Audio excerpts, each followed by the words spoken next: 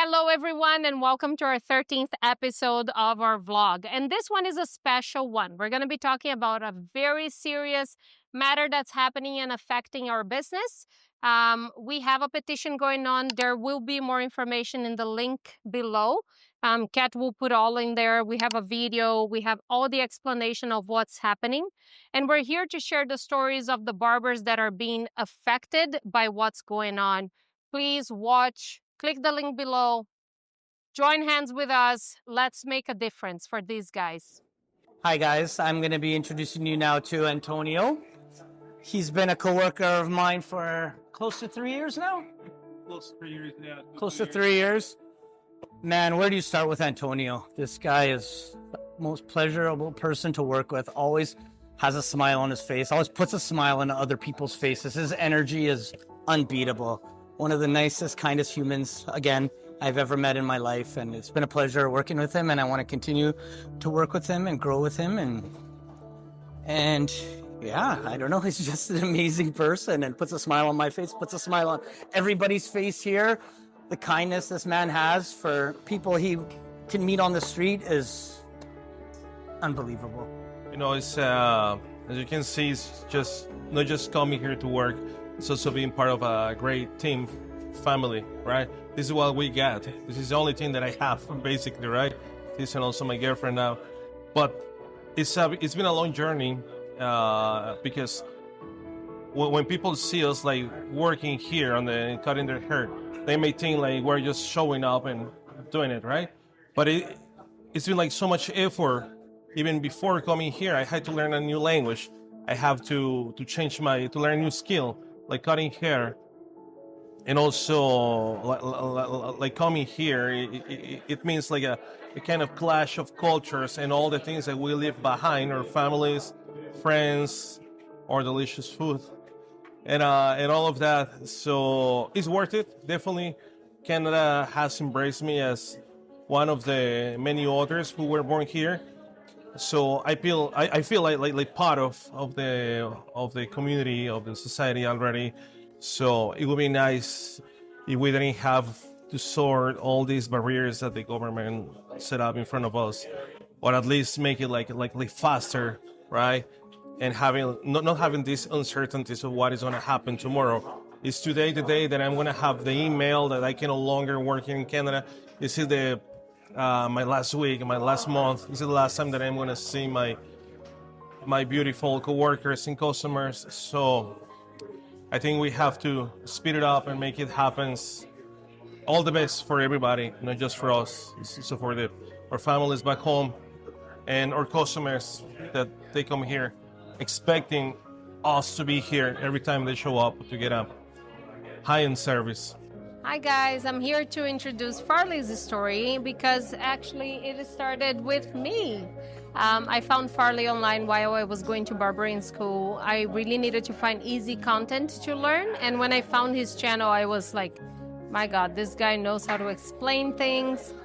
He was a very professional barber as well, and I thought that attitude really matched what we offer here at Rigo for our clients. I contacted him. I said, hey, are you interested in an opportunity? After a while, he contacted me back. He said, yeah, sure, tell me more about it. And that's how it all started. We have done the LMA for Farley, and last year we applied for another LMIA for him as well. And he's one of the boys that are waiting for their application to be processed. So Farley's going to tell you a little bit about how this journey has been so far. It's been so nice, you know. It's been 2 years, almost 2 years and a half here in Canada. And when I got here first time, I got, of course, this big impression of a new country. It was my first time outside of Brazil. And it's been just great, you know. New things, new experiences, new possibilities. In those 2 years, we've been working hard to build our clientele here, to raise our brand, internal brand for the clients. And if you know the customer service industry, we need to take time to build a good relationship with our clients. And it's so nice now because at this point, it gives you stability in the sense of you go to work, you know what you're gonna do, you know that you're gonna have what you need to live your life, you know? And it's been great. I have a daughter, and when I see the possibility to stay longer in Canada and give for her a good childhood in a place like that is safe, it's beautiful, people are nice, you know, it's a great thing. And at the same time, it can be a bit sad, not sad, it can make you worried not having the chance to stay longer and keep on the work that you've been doing, the plans that you have, you know? Because at this point, when you don't have an answer from the government side, you feel like you cannot take any decision. You just have to wait for something that is out of your control. I'm Angelo Koshaba. I am the owner and managing partner of this establishment, Regal Grooming Lounge. Here beside me is Jay Ayrton Alankar. We call him Jay. Jay has been with us for almost 3 years now. He's one of the top barbers, one of the best employees I've ever had. He's an exemplary employee, exemplary citizen. Jay, for the record, lives in Abbotsford, and he commutes from Abbotsford to downtown Vancouver. He takes 2 buses and a SkyTrain every day. And even when we had the worst snowstorm in the country, he did not miss work. He was here. He's never missed a day of work. He's that kind of. He's committed to his trade. He's committed to his clients, committed to his employer. He's built a life here. He has a girlfriend, a Canadian girlfriend. He would love to stay in Canada and, you know, continue his life here. This is his home now. And we will do anything and everything in our power that his dream comes true. And I'll let Jay speak for himself. Thank you, Mr. Angelo, for the words. I really appreciate. And yeah, I'm completely close to my 3 years here now and at Regal. And like my whole life now is stay here, you know, like before I come, I'm planning my life here, work, and I'm building everything. And I make this job not just because the payments or the money. I make this because this is my passion, you know, like I love make this. I love work with the barbering, and this place make me this feeling like I feel grateful for the work this place because I have good co-workers, good friends, and the clients is be friends now, you know. And I know it makes sense, like after this the people say, hey, you temporary, you need to go back, you know. It's hard you think about this because now Angelo say I have my partner here, I have my life here, you know, and I can imagine like say, okay, put everything in my bags and back to Brazil. Will not have nothing for me, you know, just my family and my plans, and in my life now, it's here, you know. Hello, everyone. Antonio here.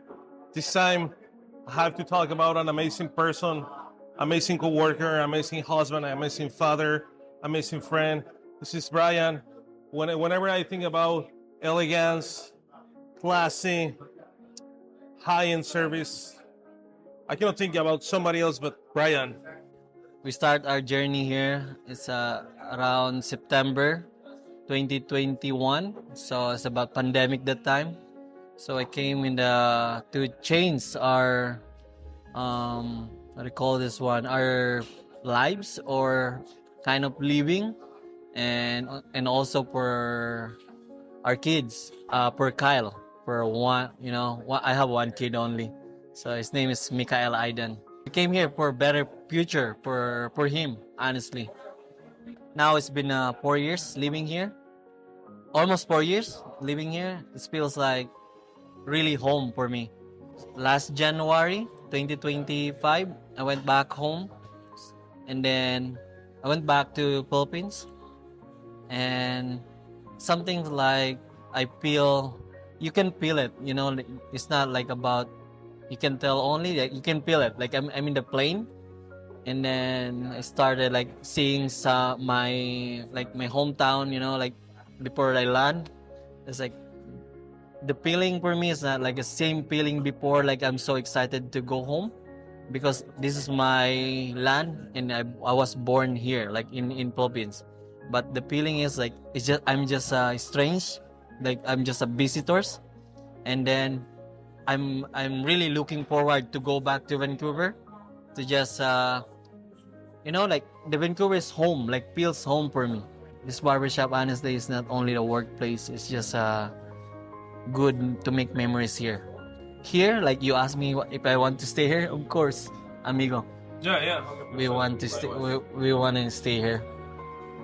And the reason why these stories matter so much to all of us is because we do see each other almost like family here.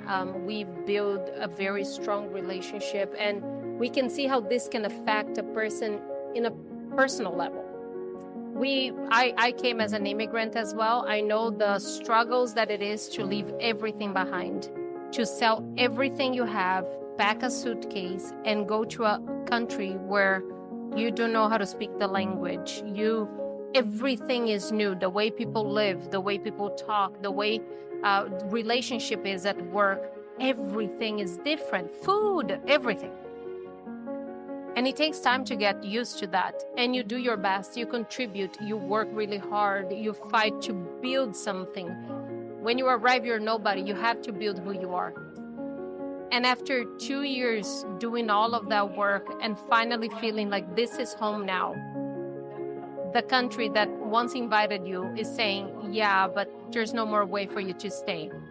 We understand and agree moving forward, change the legislation, but be human. Be the Canada that we know that Canada is.